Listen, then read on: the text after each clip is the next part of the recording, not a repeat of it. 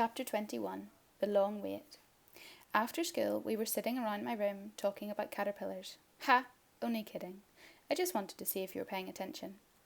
Obviously, we were talking about dragons. Kat was poring over pages of the library books, while Ted and Kai were feeding Flicker runner beans and laughing as he let out smoky hiccups. Have you read this? Kat asked. About the legend, I mean. Yeah, I said. But it's horrid. What's horrid? Asked Ted. Flicker's exploding poo. Yeah, I know. I had one on my forehead, remember? No. This legend. What it says about how when a dragon breathed out its last fire, it'd also breathe out a dragon fruit. But there were warriors who would seek out and slay the dragons so they could present the precious fruit to the emperor as a treasure. It's so cruel, she said crossly. The others nodded. Dragons always get a raw deal in stories, I said. There's always some stupid knight stomping off to flush out a dragon somewhere, who was probably just minding his own business anyway. Ever since my granddad had read The Reluctant Dragon to me, we'd never liked pumped-up heroes looking for glory. We both sided with the dragon. We all looked at Flicker, who had settled on my lap. Kat reached over and stroked him. I hope they were just stupid stories, she said quietly. How could anyone hurt something as fantastic as him? So you're sure these flowers mean more fruit is coming? Ted asked for a gazillionth time. Yes, I sighed. I'm sure. I told you. First you get those long, vivid tendrils. Then, over one night, these moon-white flowers blossom, and after that the fruit starts to grow. When they're red, they're ready to hatch. So now all we have to do is wait, Ted groaned. I don't know about you, but I find waiting something just as about the hardest thing to do in the world. Imagine if Christmas, your birthday, and a trip to Disneyland all happened to be on the same day, and you'd just been told you could be magic for that day and ride there on a flying carpet while being served free ice cream sundaes. But first you had to wait, and you didn't know how long. So imagine yourself that excited. And that's about half as excited as we felt. Every day before school, I raced over to Nana and Grandad's, hoping to see signs of the fruit. And as I got into class, 3 eager faces waited for me. Every time I shook my head, it felt like I just told them someone had gone back in time and uninvented TV. And they weren't the only ones who were disappointed. I could tell Grandad was too. He kept asking if I was coming back in the afternoon to help out.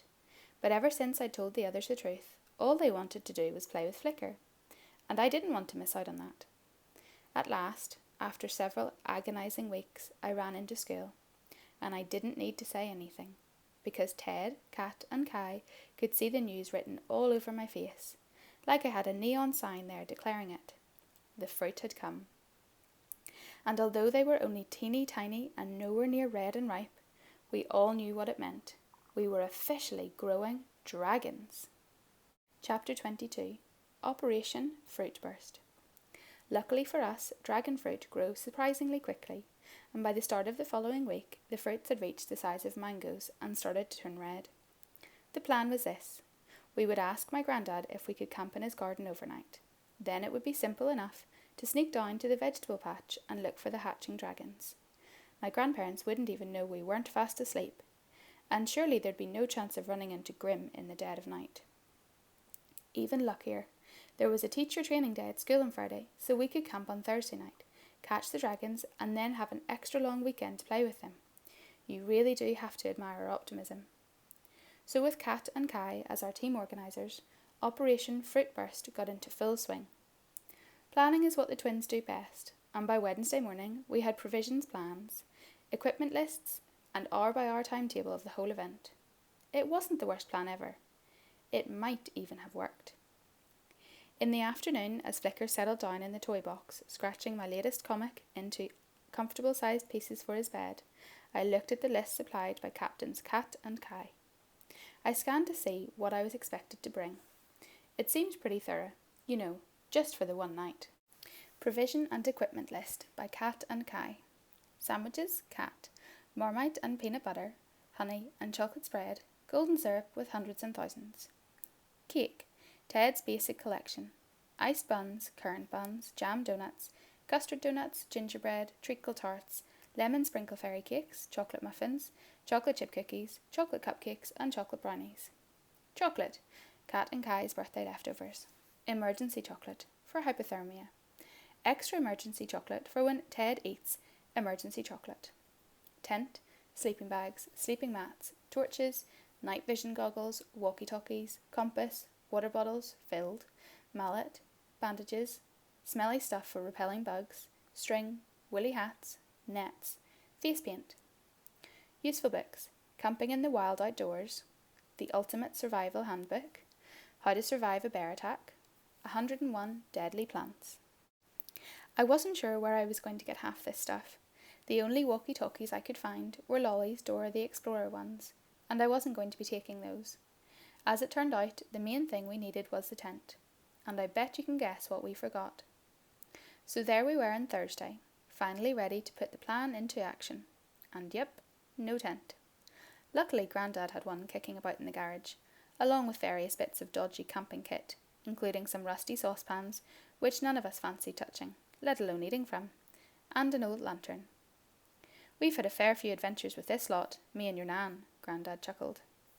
Stick it in the front garden, Nana said, and then added, that way you're nice and close for anyone needing to pop in to use the facilities, which is her polite way of saying the downstairs loo, which is just inside the front door. So under Grandad's instruction, and in between his stories of camping in the wilderness, we put it up. Smells like feet, whispered Kat, screwing up her nose. It looks a bit small, muttered Kai. And droopy, mouthed Ted. Good sturdy tent that, said Grandad, resting his hand on one of the tent poles, and then quickly taking it away again as the whole thing sagged precariously.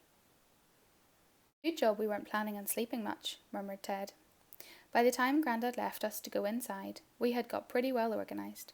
There wasn't much room, but we figured being that close together we would probably help prevent the whole hypothermia thing, which Kai insisted on reading to us about from Horrendous Hazards and How to Avoid Them, a guide to camping safely. I'm not sure we needed to hear in such detail about the stages of frostbite, or to see all those pictures of fingerless hands, but as camp doctor he was taking no chances. Right, said Kat, as we huddled around the flickering lantern. Time to get camouflaged. Operation Fruitburst is go.